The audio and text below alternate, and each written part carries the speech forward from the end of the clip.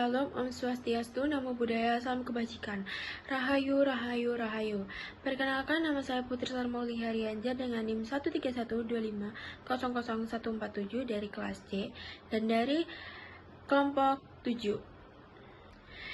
Di sini saya akan memberikan definisi, ciri, contoh, sejarah tentang demokrasi komunis menempuh jalan rakyat. Baik, di sini saya akan menjelaskan definisi komunisme. Komunisme dalam ideologi politik, ekonomi, dan sosial yang bertujuan menciptakan masyarakat tanpa kelas, tanpa negara, tanpa eksploitasi. Alat produksi dimiliki secara kolektif oleh rakyat. Menurut Marx Engels, ini tahap akhir sosialisme dengan prinsip distribusi dari masing-masing sesuai kemampuannya kepada masing-masing sesuai kebutuhannya.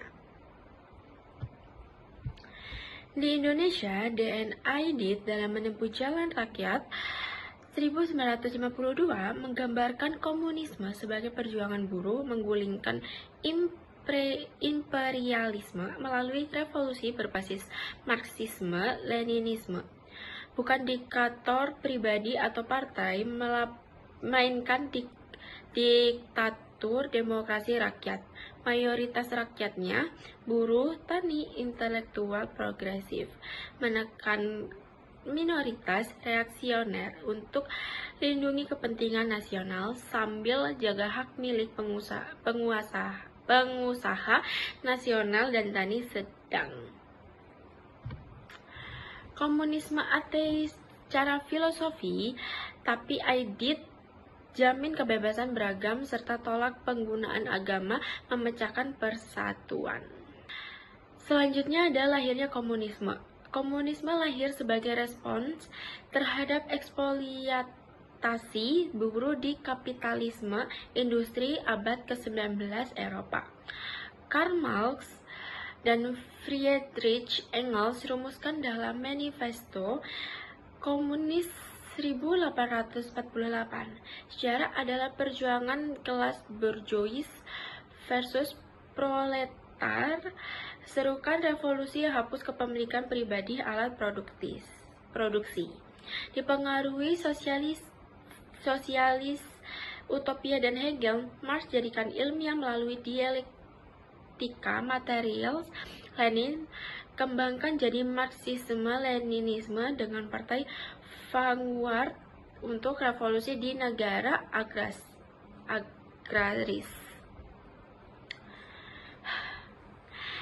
Aidit 1954 lihat inspirasi utama dari revolusi Oktober 1917 Rusia yang tunjukkan imperialisme hanya terguling melalui kekerasan revolusioner dipimpin partai proletariat. Selanjutnya ada sejarah komunisme. Dimulai revolusi Bolshevik 1917 dipimpin oleh Lenin, gulingkan Tsar, dirikan Uni Soviet pertama, dan inspirasi global. PD2 sebarkan ke Eropa Timur. 1949 mau dirikan RRT, 1959 Castro jadikan Kuba komunis, Vietnam Utara 1945, dan Laos 1975.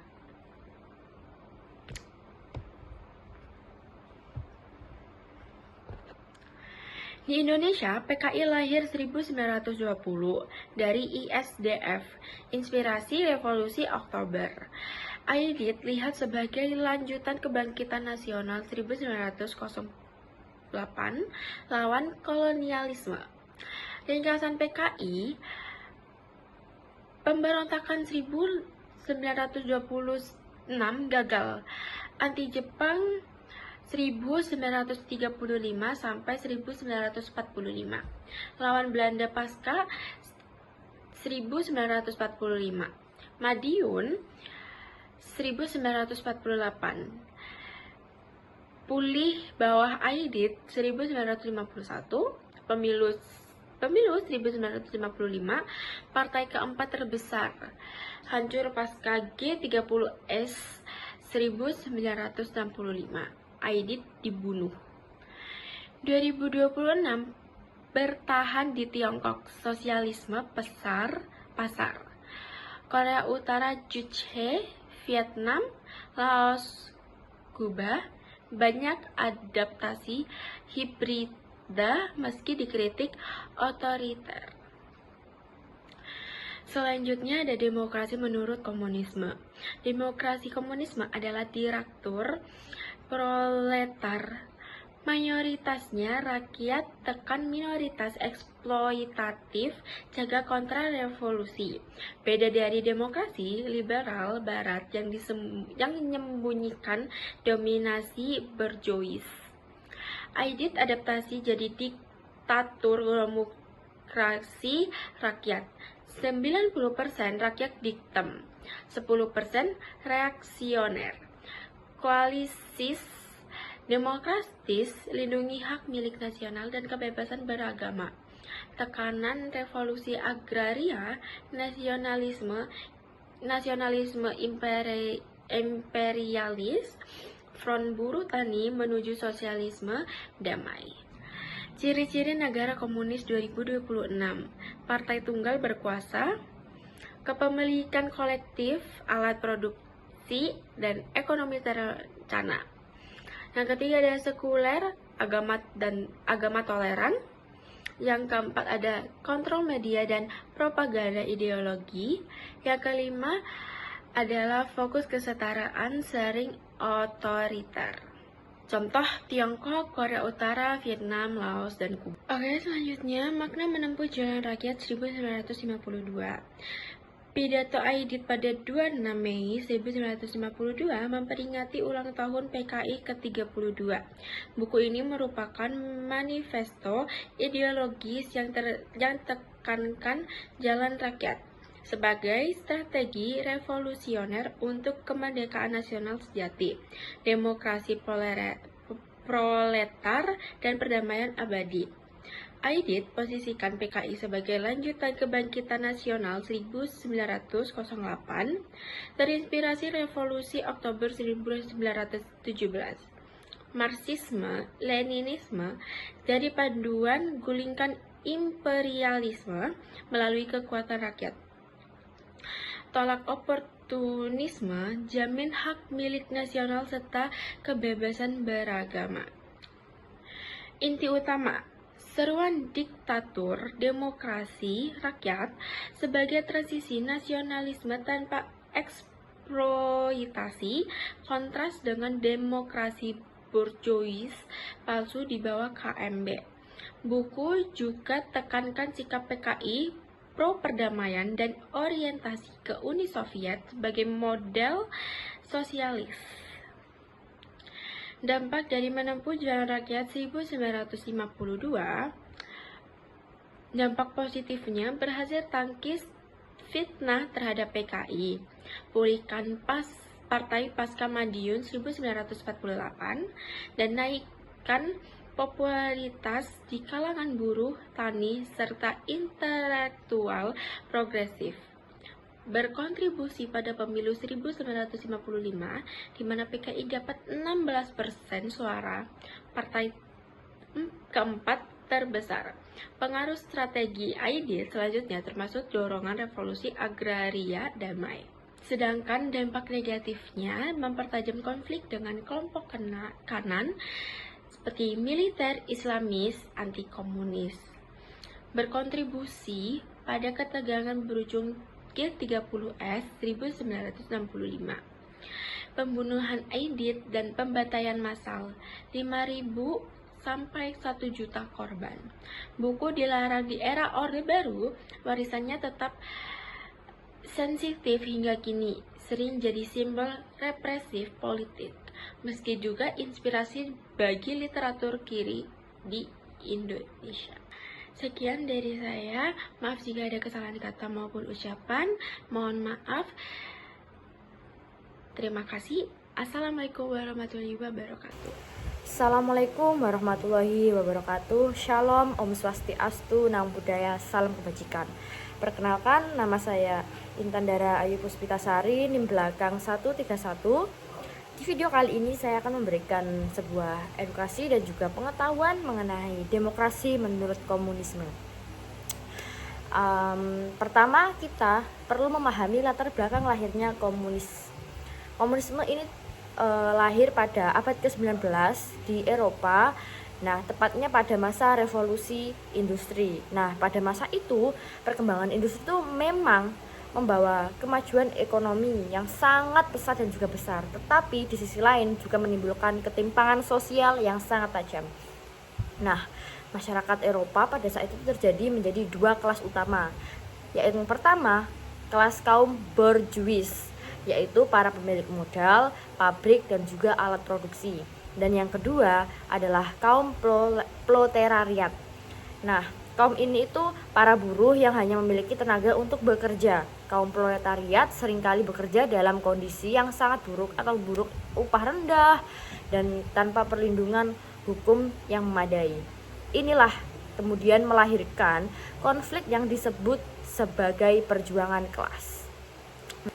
Nah, dari kondisi tersebut muncul pemikiran Karl Marx dan juga Friedrich Engels. Mereka mengkritik sistem kapitalisme karena dianggap melahirkan eksploitasi manusia atas manusia.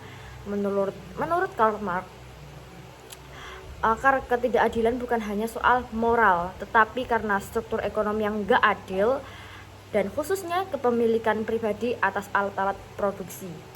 Komunisme kemudian hadir sebagai reaksi terhadap kapitalisme. Tujuan utama komunisme adalah menciptakan masyarakat tanpa kelas dan tidak memandang perbedaan antara di mana kamu kaya, miskin, dan juga majikan atau buruh. Nah, dalam masyarakat seperti ini, semua orang dianggap memiliki derajat, hak, dan juga kewajiban yang sama dan juga setara. Untuk mewujudkan masyarakat tanpa kelas, komunisme menghapus kepemilikan individu atas alat produksi, yang artinya pabrik, tanah, dan sumber daya alam dan sumber daya ekonomi tidak dimiliki oleh perorangan, tetapi dikuasai oleh negara dan digunakan untuk kepentingan bersama. Negara berperan sebagai pengatur utama kehidupan ekonomi agar hasilnya dapat dibagi secara merata. Nah, dalam perkembangan pemikiran Karl Marx berhenti di situ, tapi ide-idenya tuh banyak sekali yang dikembangkan oleh Vladimir Lenin yang melahirkan paham Marxisme-Leninisme.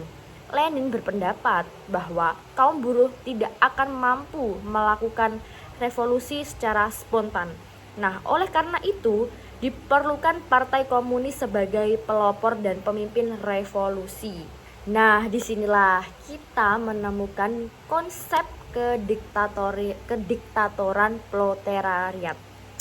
Kediktatoran proletariat ini tuh artinya kayak buruh juga memegang kekuasaan politik juga ya guys, kayak kekuasaan sewenang-wenang. Kita tuh kayak bukan berarti kekuasaan sewenang-wenang individu, melainkan kekuasaan yang dijalankan oleh kelas pekerja melalui negara dan partai komunis. Nah, konsep ini tuh dianggap sebagai masa peralihan dari kapitalisme menuju masyarakat komunis yang ideal. Namun dalam praktiknya konsep ini sering berkembang menjadi negara dengan sistem totaliter. Salah satu ciri negara komunis itu sistem satu partai, yang dimana hanya partai komunis yang diakui secara hukum. Partai ini kayak menguasai seluruh pemerintahan, kayak dari lembaga eksekutif, legislatif, hingga yudikatif. Nah, selain itu negara komunis juga menerapkan sistem ekonomi terpusat. Nah, semua kegiatan ekonomi itu diatur oleh negara, termasuk produksi, distribusi, hingga penetapan harga. Nah, mekanisme pasar bebas tidak digunakan karena dianggap hanya menguntungkan kelompok dan juga beberapa pihak dan bisa menimbulkan ketimpangan sosial tidak setara. Nah, ciri lainnya tuh kayak pembatasan kebebasan individu, kayak kebebasan berpendapat, terus berserikat, dan kebebasan pers. Media massa umumnya dikuasai negara dan digunakan sebagai alat propaganda untuk mempertahankan ideologi komunisme dan kekuasaan partai. Dalam hal strategis, perjuangan komunisme tidak hanya berkembang melalui teori, tetapi juga melalui taktik dan strategis politik. Strategi ini biasanya dilakukan secara bertahap, mulai dari infiltrasi dan juga propaganda.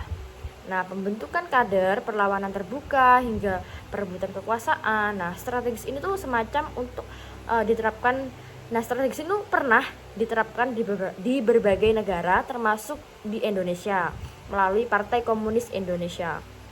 Nah, terus menariknya itu penerapan komunisme di Asia tuh khususnya di Indonesia memiliki perbedaan dengan komunisme di Eropa. Nah, di Eropa tuh komunisme berangkat dari masyarakat industri dan kelas buruh pabrik, sementara itu di Asia komunisme lebih banyak menyasar masyarakat petani dan juga pedesaan.